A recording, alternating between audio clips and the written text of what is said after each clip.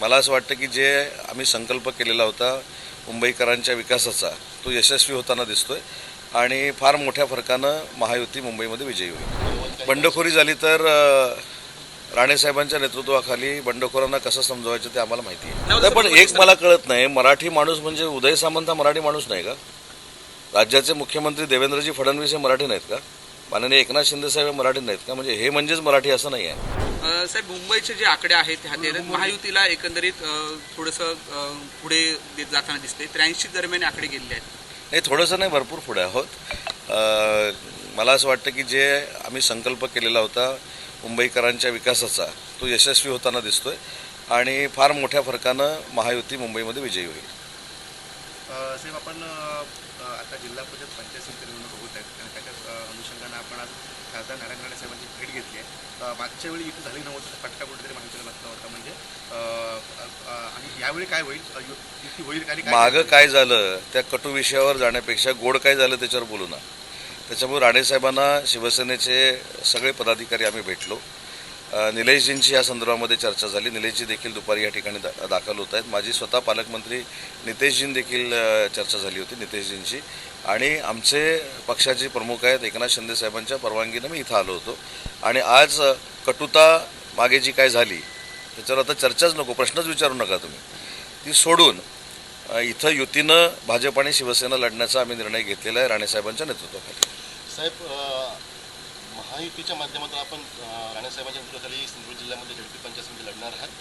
बंडखोरी दोन्हीकडनं होऊ शकते, शिवसेनेत सुद्धा आणि भाजपामध्ये सुद्धा. बंडखोरी झाली तर राणेसाहेबांच्या नेतृत्वाखाली बंडखोरांना कसं समजवायचं ते आम्हाला माहिती आहे. युतीचा फॉर्म्युला काय ठरला आहे काय?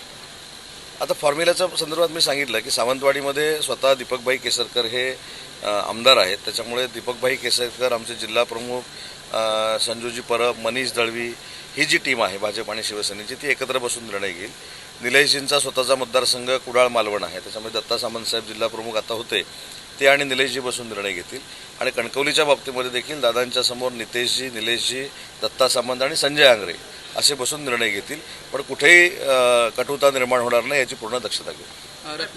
मुंबई महानगरपालिकेच्या निवडणुकांमध्ये ठाकरे बंधू एकत्र आले, त्याच्यानंतर मराठीचा मुद्दा जो आहे तो प्रामुख्याने पुन्हा एकदा वर आला. मात्र ज्या पद्धतीचे आता रिझल्ट पाहतोय त्याच्या लोकांनी ठाकरे बंधू एकत्र आलेले हे पण त्यांना रुजलं नाही की मराठीचा मुद्दाही त्यांना नाही. या सगळ्या गोष्टी मुंबईकरांनी नाकारलेल्या आहेत. अजून तासाभरानं ह्याच्यावर बोललेलं अजून चांगलं राहील. तासाभरानं मी तुम्हाला रत्नागिरीतनं माझा पैठ पाठवतो. पण दोन्ही ठाकरे बंधू एकत्र येत आहेत. काही जण मराठीचा मुद्दा घेऊन पुढे ठाकरे बंधू दोघे आलेले होते, पण तरी देखील काही जनतेने त्यांना म्हणावं. पण एक मला कळत नाही, मराठी माणूस म्हणजे उदय सामंत हा मराठी माणूस नाही का? राज्याचे मुख्यमंत्री देवेंद्रजी फडणवीस हे मराठी नाहीत का? माननीय एकनाथ शिंदे साहेब हे मराठी नाहीत का? म्हणजे हे म्हणजेच मराठी असं नाही आहे. आणि हेच म्हणजे मराठीची अस्मिता असं नाही आहे.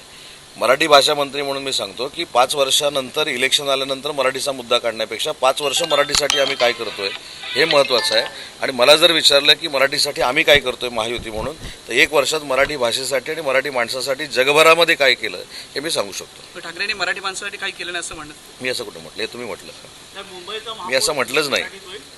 आता तुमच्या मनात आहे ते आता मी कसं बोलू? तुम्ही एकदा सांगून टाका. मी नाही म्हटलं. मुंबईचा महापौर मराठीच होईल का? मुंबईचा महापौर मराठी होईल ही स्पष्ट भूमिका देवेंद्रजी फडणवीस आणि एकनाथ शिंदे साहेबांनी शिवाजी पार्कच्या जाहीर सभेतनं घेतलेली.